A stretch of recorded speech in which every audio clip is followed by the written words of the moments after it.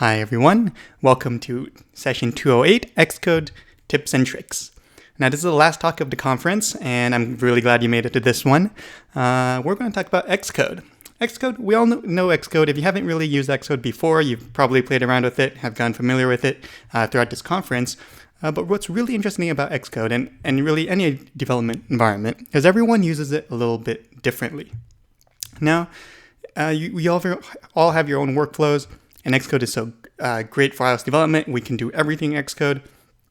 So we all use different features. Xcode has a lot of features, but we all can do different things.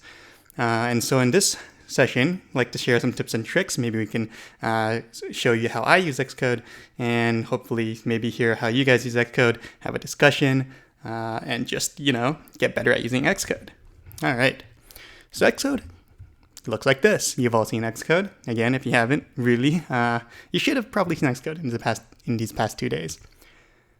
Xcode has so much functionality. It's an integrated development environment that does everything for you. It's really interesting that you can do everything you need to do to make an iOS app in this one app called Xcode. Now, Xcode has functionality in every corner, and I mean literally, and figuratively. On the top left corner here, you can see that there's the build and run stuff. There's some tabs. On the top right, there's a few more tabs. On the bottom left, you guys probably know this filter bar here, but have you really noticed that there's like tiny buttons all around it? There's at least 3 or 4 here, as you can see. And on the bottom right, there's this menu that you use in Interface Builder. But really, there's 4 other tabs there. And there's buttons on the bottom. There's a filter. There's all sorts of stuff going on in the corners. And as we know, there's not only just the corners, on the edges as well. Whoops. You can see this whole jump bar at the top. This is right above the text editing regions. And like every part of this is clickable. And you can bring out drop-down menus from all sorts of these things. There's this weird 4 square thing on the left, and for the middle, this has sort of the 2 editors open. And the back button, forward button, all sorts of folders. Lots of very cool stuff. And if, that's not enough for you, we have the Mac OS X menu bar, which, of course, a bunch more features just right there. So with all these features, there's like pros and cons, right? So the good parts, there are so many things that Xcode can do, and we benefit from this every day. Xcode does so much stuff. It helps us refactor, it shows us errors, it compiles, it even builds, submits to the App Store for you. What more can you really ask for? And there's many ways to do those things. As you know, like probably everything in Xcode, you can find a way to do it using some hotkeys. You can click around in the interface. You can bring down some menus. There's so many ways to do everything in Xcode. That's what makes it cool and interesting, and why we all love it, really. But then you can waste a lot of time looking around the interface, trying to find sort of the feature you're looking for. Now, this happens a lot. Sometimes, like, you know that it can do something. It's really convenient. You can edit all of the same instances of this word in this file. You just can't find exactly where. You can't remember that hotkey. And the worst, in my opinion, is that lots of features that could be very useful and helpful for everyone go undiscovered and thus unused. And this is sort of the main thing I want to start addressing here today, which is discovery of certain features. So that brings us to Demo 1. We're just going to sort of casually jump into Xcode and start doing a few things, check out an app, and I just want to show you a few things that I do with hotkeys. All right. So I'm just going to switch to the screen here. You guys should be really good at this already. Open the conference folder, find section 208, and in Demo 1, there's a starter project. And we're going to open up conf snaps in Xcode. Yes, I do trust my own code. All right, so don't even look at this project yet. This project is not that important. We're gonna right now it's just to open up Xcode for us, because we're gonna do a bunch of stuff with Xcode before we even run this code or even look at it. All right, before we start, I'm actually gonna turn on this cool thing, if I can get my menu bar to show it, called Keycaster. That'll let me show you the hotkeys I'm pressing. See if that worked. Perfect. So you can see the keys I'm pressing. Okay, so we're going to start with the interface. Xcode has sort of the main 3 panels and the debugger region in the bottom. It's really useful to learn some hotkeys and to sort of change Xcode, make it more useful for you, show what's important, the important information. And there's a few there's really 2 or 3 key frameworks that I want you to remember here to do this. Because, I mean, you can remember hotkeys all day, but to really remember them in an intuitive way, it's easier if you find a sort of a way to remember them, right? So the first thing is switching tabs.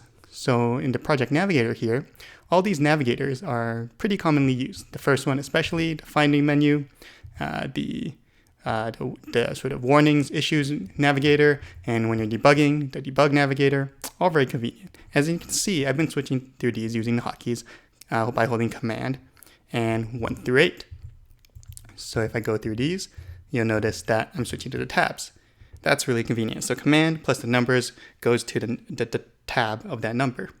And then 0 conveniently hides it. So I can do 0 again to bring it back, or I can just open any tab I want and it'll automatically open it and switch to my tab. Now why that's convenient, why that's a good thing to remember, number keys and tabs, is because it works for these other tabs as well. For example, on the right side.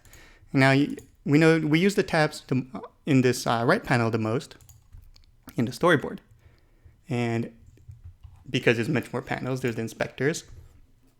And the second sort of concept, other than like the number keys for tabs, is the Option key or the Alt key for things on the right side. And that's really convenient. You guys might use Option key a lot to open files in the Assistant Editor, and the Assistant Editor is usually on the right. So I like to call that the right side.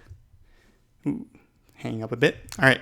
So why when you put these 2 together, now if I want to switch these tabs here on the right side, I would use Command Option and then 1 through 6. And you can see the tabs are toggling up here on the right side. And again, Command Option 0 will hide it, and Command Option 1 will bring it back with the first tab. The sort of more useful, important ones here are 3 to 5. So 3 is sort of the class inspector, and 4 the attributes, and 5 is the size constraints, all that good stuff. All right, so those are convenient, but this one panel down here is also very, this is one that I hide and show a lot, right? Like when you're debugging, you want it there. Otherwise, you just don't want to see it ever. And this one has an interesting hotkey. It doesn't really fall into any categories, in my opinion, or any sort of frameworks. You just have to remember it. And this hotkey is Command-Shift-Y. So I think to myself, why would they choose this hotkey? And that helps me a bit. It's like this random hotkey, the one that I don't understand, happens to be Y. Now, if that's a little bit too meta for you, a few other good ones are, why is my code not working? Why is it not working? Or, yay, finished debugging, and it's gone. So, whatever works for you. All right, so those are the panels. And next, I want to show you Command, just to open the Assistant Editor. You guys might be familiar with these buttons up here, the Main Editor and the Assistant Editor.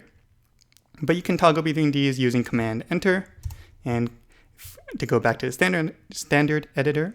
And again, the Assistant Editor is on the right side. So Command-Option, Enter, Return, brings it up. Pretty cool. All right.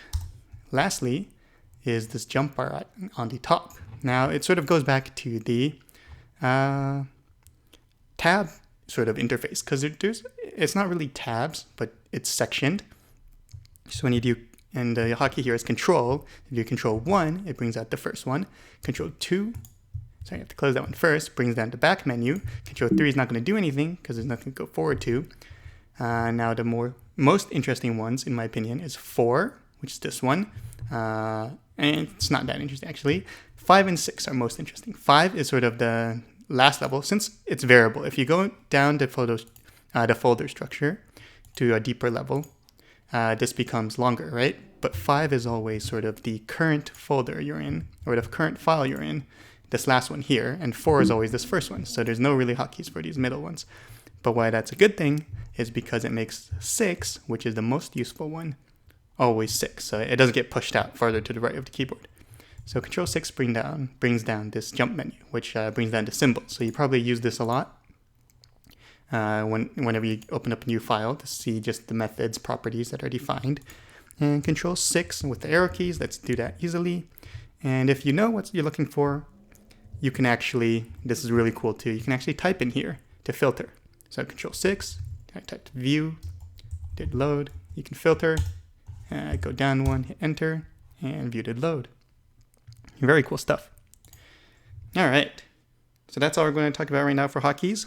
We're going to do a few more later, but in terms of the interface and navigating, let's just go through them all again to make sure we got them all. So Command 1, 2, 3, 4, 5, 6, and 0.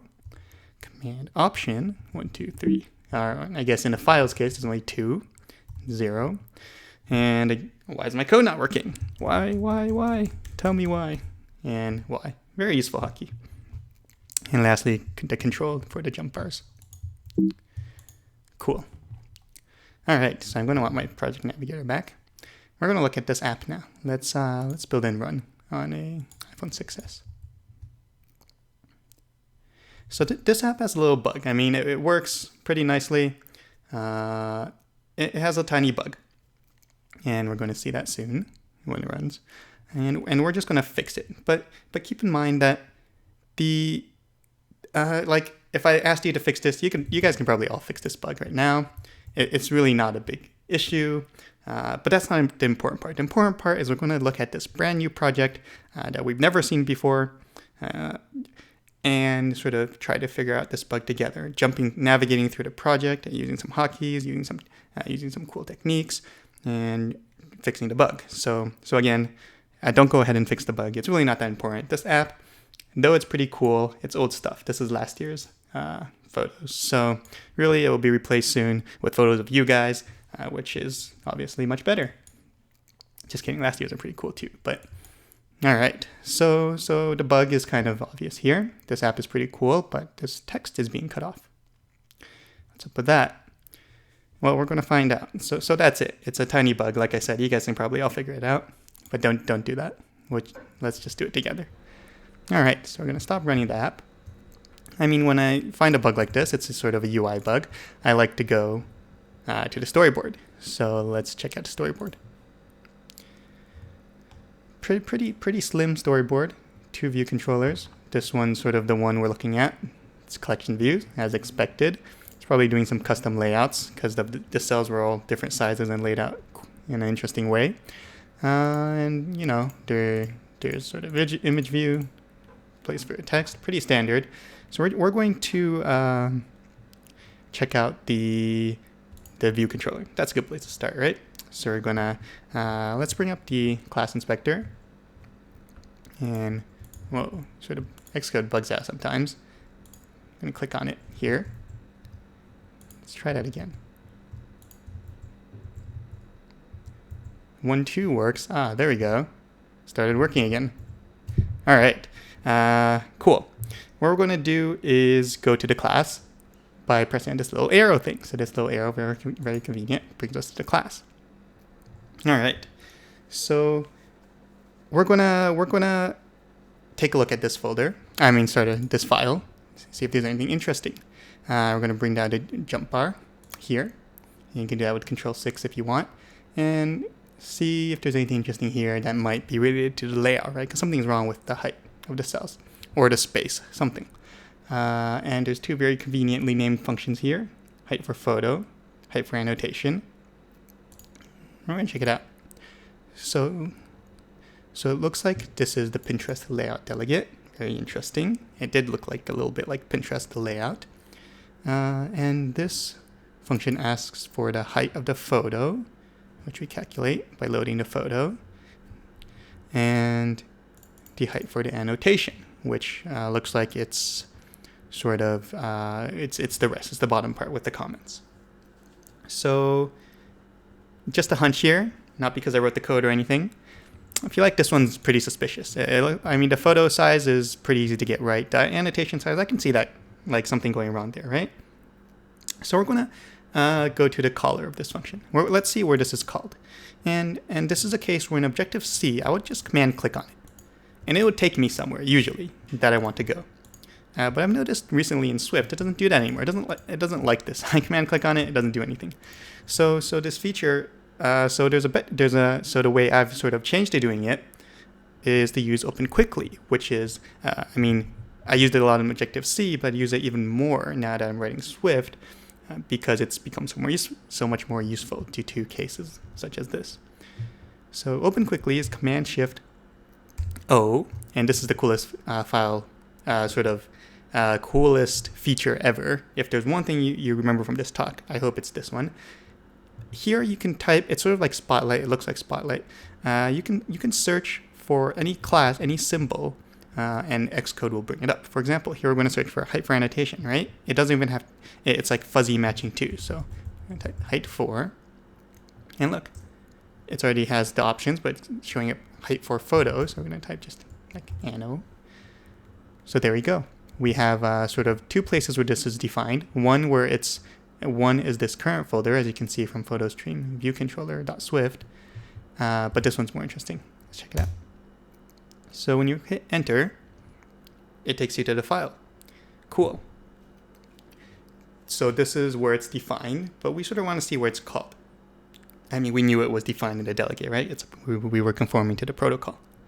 Before we go further, there's this really cool hotkey that I want to show you, because we've gone from the storyboard to a file, and not using open quickly to another file, and we're lost. It's not showing up in a project navigator anymore. And there's this really cool hotkey that's Command-Shift-J that will actually show us exactly where we are in the folder hierarchy and select the file. I'm going to do that again, just because it's so cool. I'm going to close everything.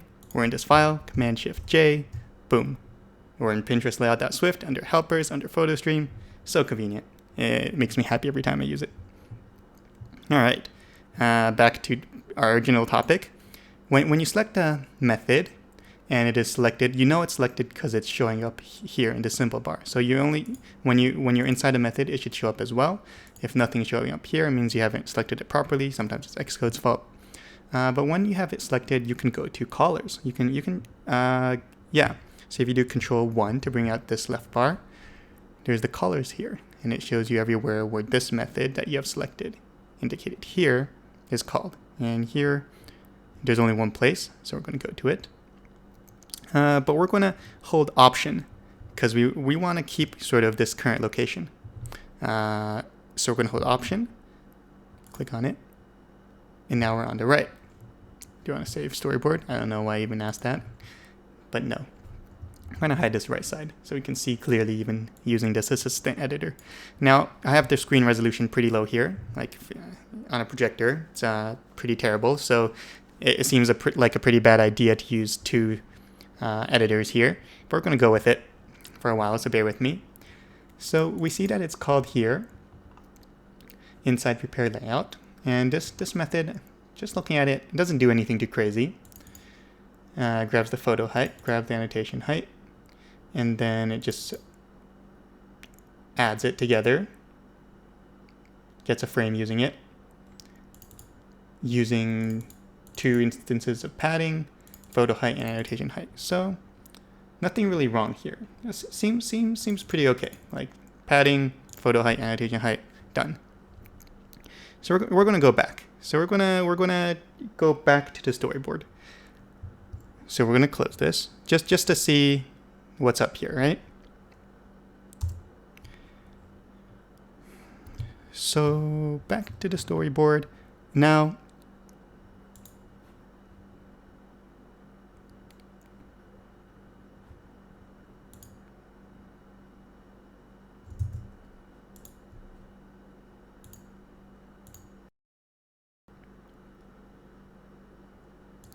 Alright, taking a look at my notes here. We're going to go back. We're going to go back to the layout delegate. Down here, where the calculation was done. Where we're looking at the height. So just to confirm our problems here. All right. We have the height being calculated using the cell padding, which looks like sort of the frame for a cell between, so includes the padding between cells, and added with the photo height plus the annotation height. Now we're going to go to the annotation height, calculation again, and look in Objective-C, this would have worked, right? You go to here, I want to see the implementation, Swift, not doing it. Again, open quickly, best thing in the world. I didn't even have to retype it, but I did just anyways. Second option here. Now, the annotation height is being calculated by using a fixed header height. Sure, not going to question that. Again, I didn't write this. Just kidding. Plus the ceiling of a rect, which is the amount of size needed for the text. All right, so we have the photo size, photo height, plus the header height, plus the height for the bounding box for the rest of the content. So we're going to check the storyboard again, see if we're missing anything. And there's a little trick here. We have the photo, we have the text, of course, but it does look like we're lacking a bit of spacing, right? There's space between the caption and the photo. And we can measure that by holding Option here in the storyboard. And as you notice, as I hold Option and move my mouse around, Xcode measures for me the distance of this element with whatever I'm hovering over. So it looks like there's 4 pixels of spacing between caption and image view. This is going toward the bottom of comment box. So it looks like there's no spacing between these two. And there's 25 from comment to the bottom. But I'm going to assume that that's because we're supposed to calculate the height to make sure the spacing is 4 for the top and bottom. So that's it. We found a bug. The code is not accounting for the padding of the text. Pretty elementary mistake there, whoever wrote this code. So we're going to go back to our files. And I'm going to show you one last thing here in this demo before we fix the bug. And it is this button here. So there's 2 buttons down here. One is Show Recent Files.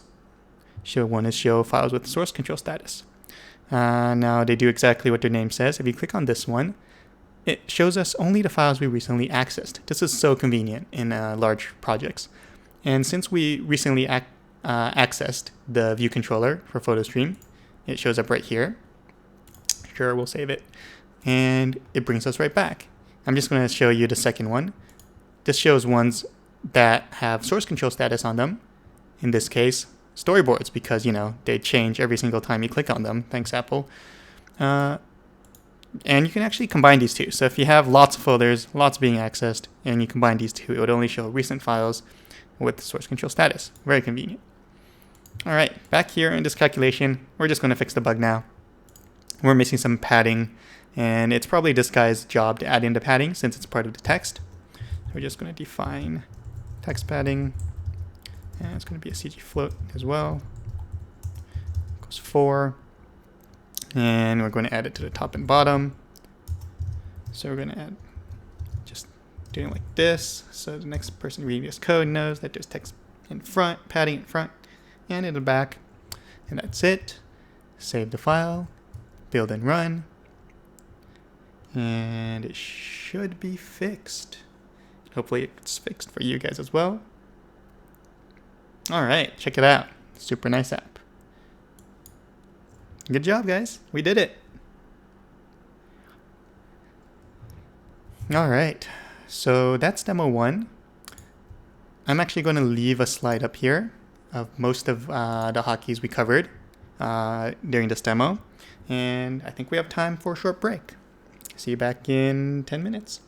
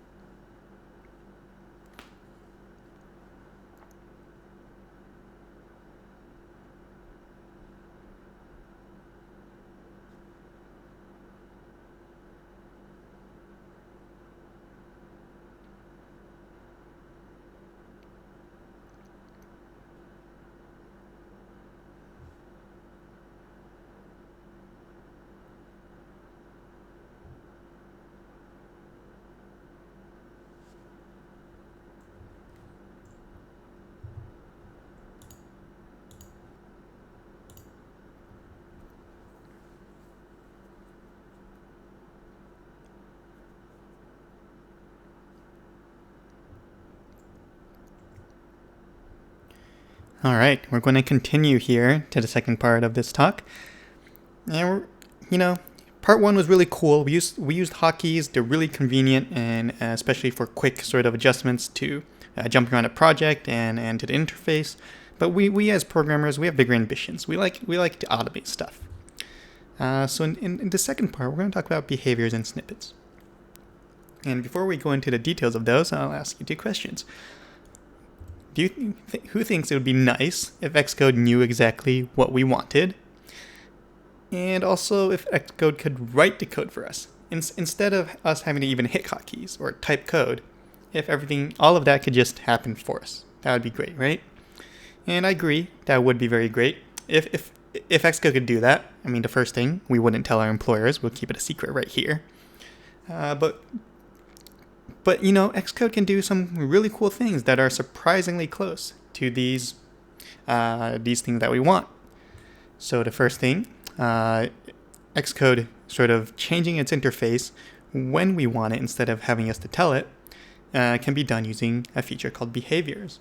And behaviors, some of you might know them, are very useful. It's really the magic that Xcode does, is all behaviors. So if you've ever noticed and wondered or thought that it's so convenient when you start debugging and the debugger pops up and shows you or if you start building and it automatically switches to the issue navigator and starts showing you all your warnings and errors. Or, if you're archiving a build and when you're done, it shows you a little system notification. And you might have thought, wow, that's awesome. That's really convenient. It's magical. Some of these are really great. Like if it didn't go to the issue navigator, I would have to see that there's warnings and then click on it and go to it myself. So it's really magical. Well, what I'm here to tell you is that it's not magical at all. It's just behaviors. Once you've learned this stuff, you can be the one casting the spells. You're the wizard or the magician, whatever you prefer. And they work sort of like if this then that things that allow you to set triggers and perform tasks. And we're going to go, don't worry, in the first part of the next demo, we're going to talk all about behaviors and look into it in detail. Now, in terms of Xcode writing code for us, it does that a little bit too, through code snippets. If you've done Objective-C, there's a lot more of these in Xcode right now. And that's why it's convenient to learn about them now, because we can actually add some for Swift. Now, if you've ever done an enum or like dispatch once, dispatch after, Xcode writes that code for you, mostly. When I want to create an NS enum, because Objective-C has its own enum declaration, because that's cool, I can type NS enum, I get this little pop-up, and when I hit enter, I get this. It's actually really convenient. I don't have to remember any of the syntax, and believe me, I don't. I wouldn't be able to type this up for you. But I just they even have these nice placeholder things. I get to tab through them, enter in whatever I want, and I have my enums. Very cool. So this sort of snippets feature is what we're going to cover in the second half of the next demo. And it all lives on the bottom right corner of Xcode. It's really contained. It's not a very first class sort of citizen feature. It's sort of just swept under the rug here, but it's very useful, and it's a really good thing to discover and know about. And so without further ado, let's take a look at behaviors. Now, looking at behaviors simply requires Xcode. It doesn't require, so there's no sample project for this talk, so don't go looking. We can just use whatever you have open. If it's conf snaps, that's cool. If it's anything else, that's cool too. Now, to access behaviors, so I'm going to stop it.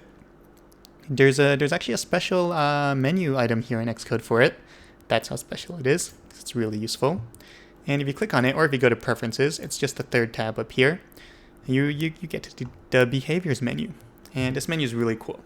Just to have a quick overview, this left side are sort of triggers. It's kind of like if this happens, then do all this stuff on the right side. So the right side, we'll call them actions. And like I said before, everything that Xcode really does to the interface on sort of magically is all controlled here. The examples I gave before, when it's running, such as when you're debugging and it generates output. It actually shows the debugger. So that's the bottom panel. It comes up by itself. Whenever you have an NS log, the debugger comes up if it's not already up. when there's say when you're building and it generates new issues, it shows the issue navigator automatically goes here. Super convenient.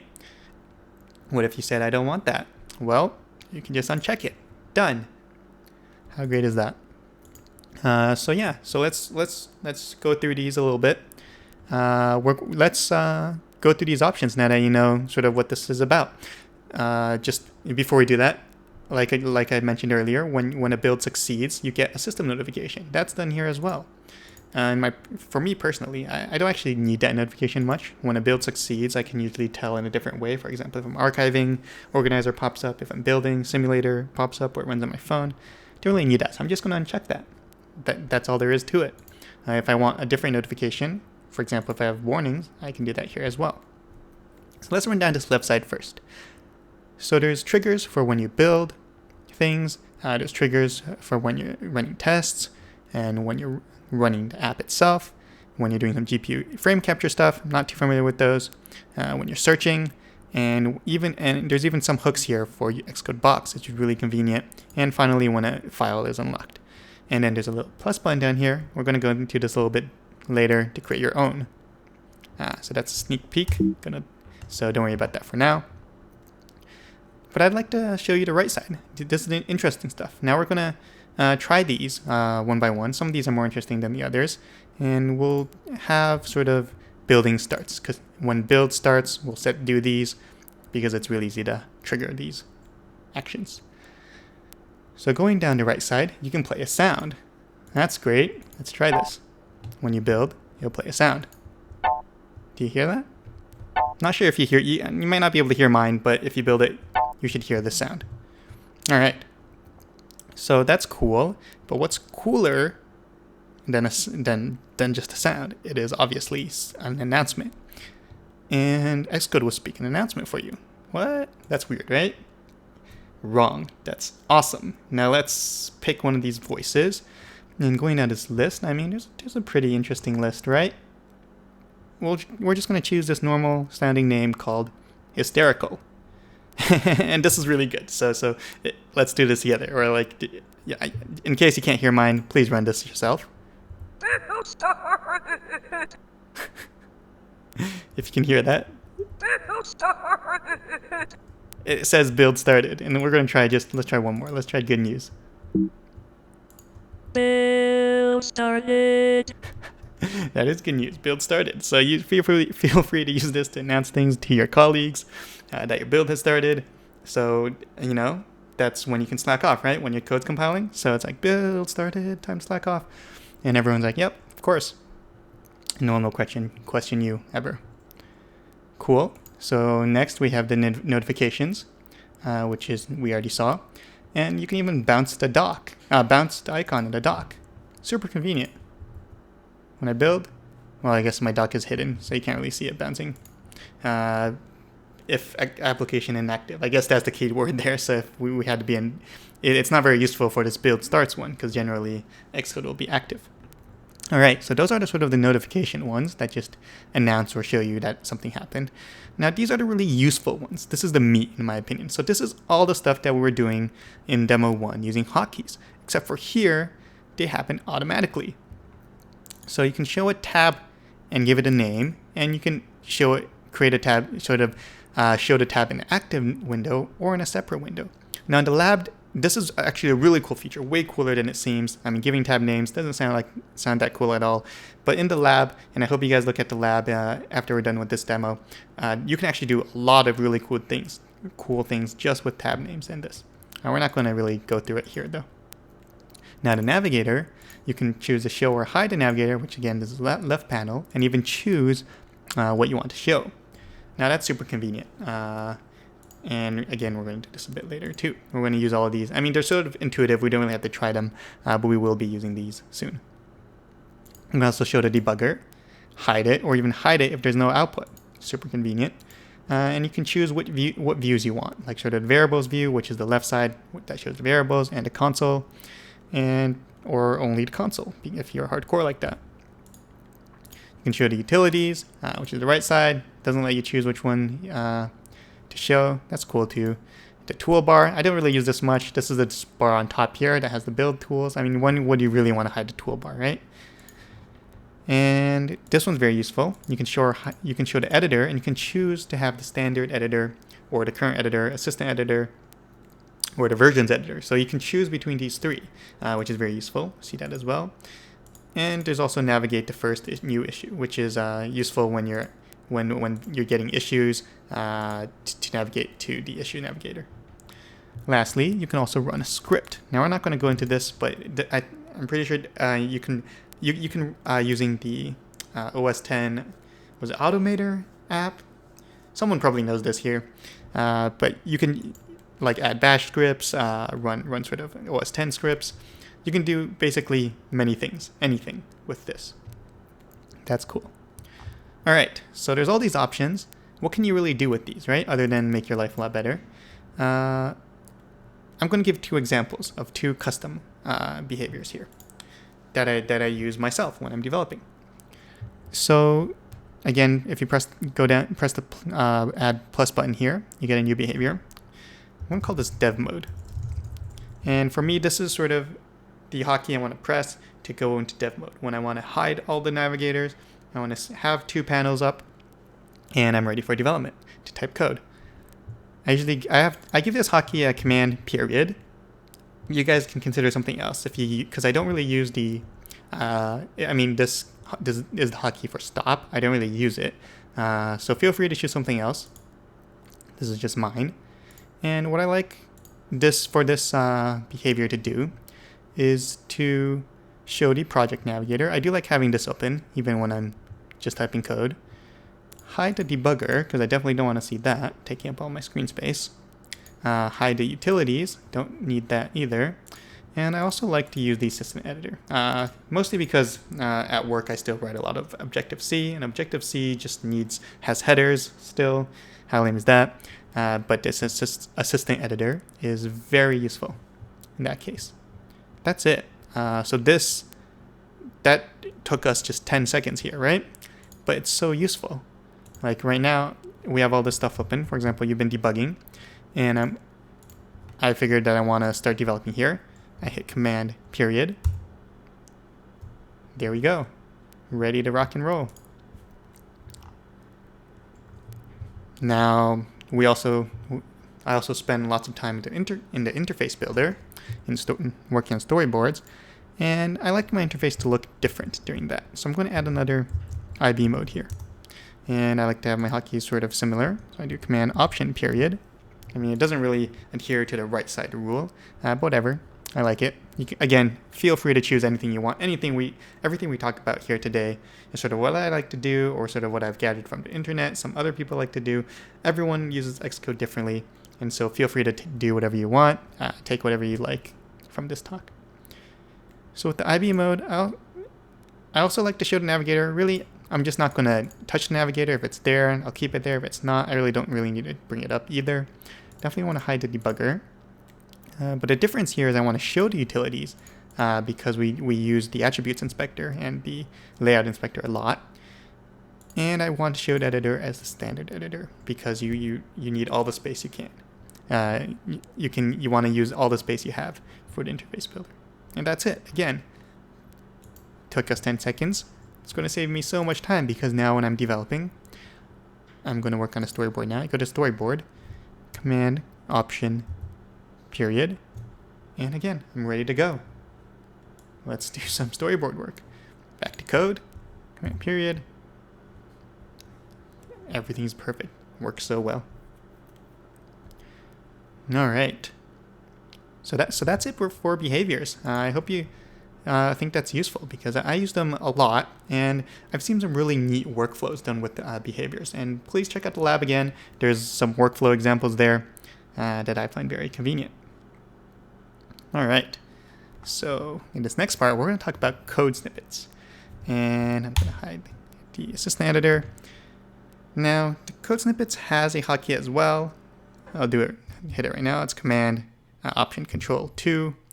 And that's one of those hotkeys where it's like, is it really worth it remembering this hotkey for this menu that you don't really use? And it's 4 letters, sort of 4 keystrokes. Not really.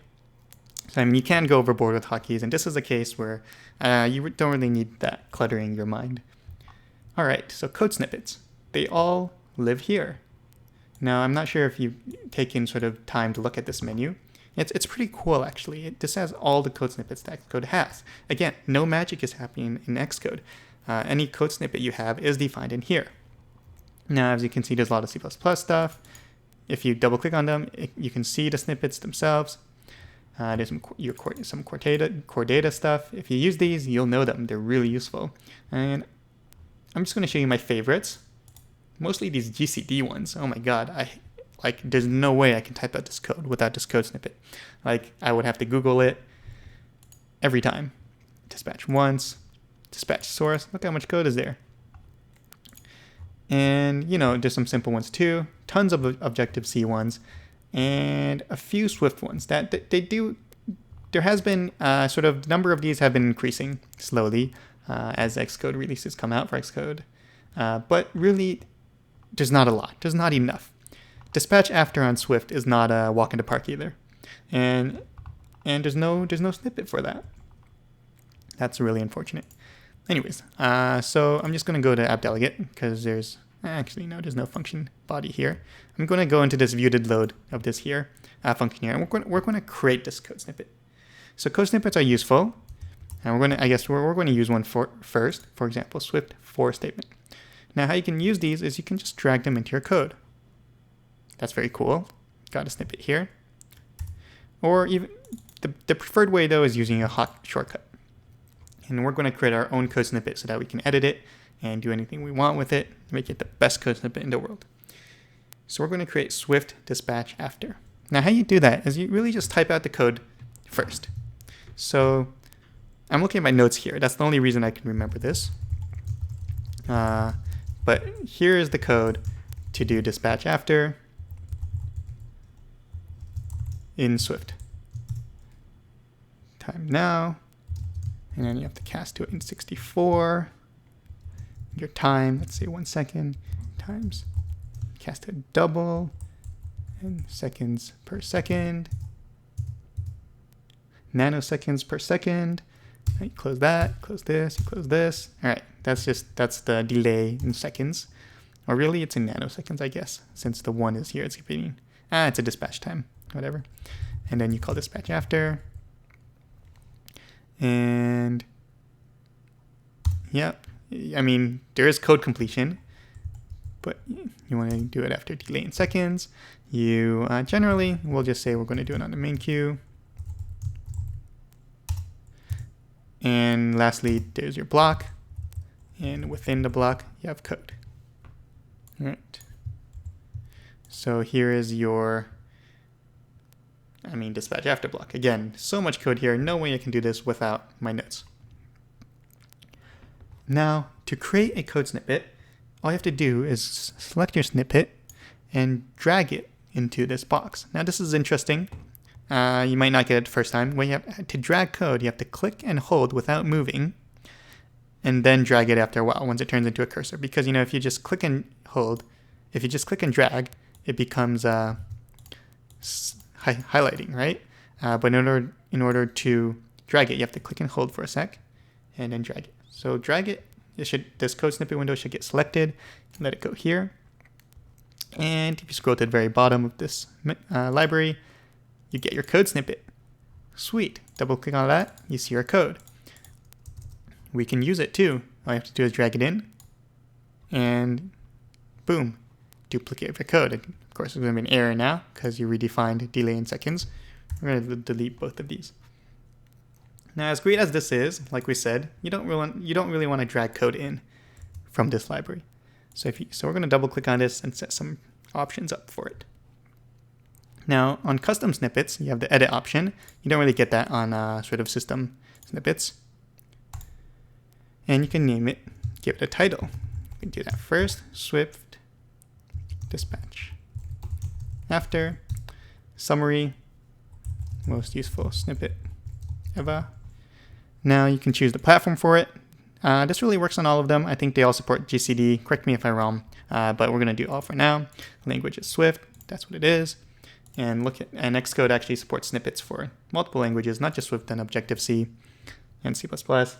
And this is the most important field here, is the completion shortcut. Now this is sort of the shortcut that would prompt you to use the snippet in Xcode when you type it. So I usually like to make this sort of the same as if I was trying to just type this method, sort of dispatch after.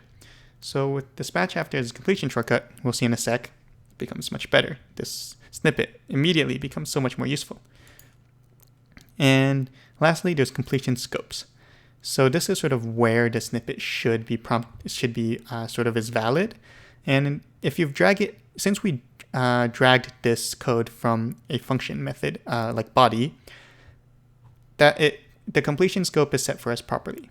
So that's very useful because this code can't be put into a class implementation, can't be put anywhere, can't be put in the top level. It's not really a string or comment.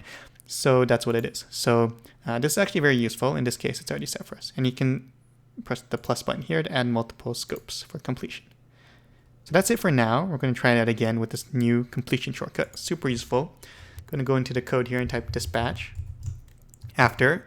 And you can notice that our snippet is already showing up here. But as we keep typing, you only have, it's right up there with just the method itself.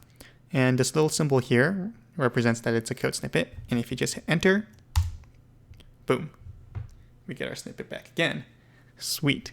I mean, this is so useful already, right? This is already going to save me like minutes every day, because every time I have to do this, I have to Google. But now, there it is. It's done. So there's one more cool thing about code snippets, the sort of last thing, and it is tokens. So when there's things that you can replace, sort of these variables, like this 1 second here, as well as code, and even the thread, things that might change in the snippet whenever you use it, you can make it into a token.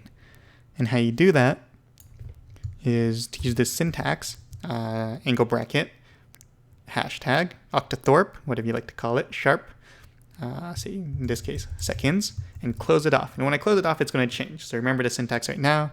I just have to close it off with the angle bracket. And no, actually it doesn't become a hashtag for me right here immediately. So we're just going to try that for now.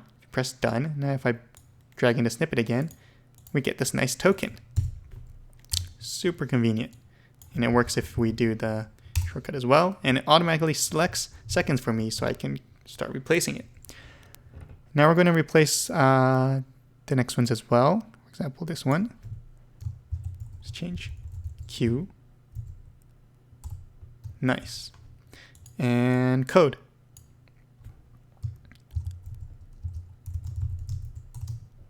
Very useful.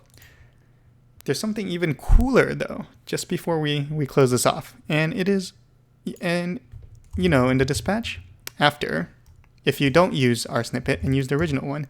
So on this last part, which there's a block, if you hit enter on it, it actually sort of expands into a closure and even sort of implements trailing closure syntax for you. And there's actually a way we can do this. And I just learned about this very recently and so I actually don't know how to do it. So we're going to discover this together by looking at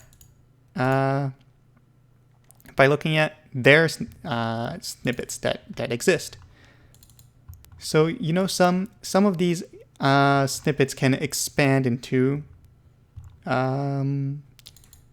functions, protocols. So let's see how that works, if we can find one that can expand into a closure. And if we can't, I'll have to follow this up somewhere. I'll have to show you guys this afterwards, maybe after questions.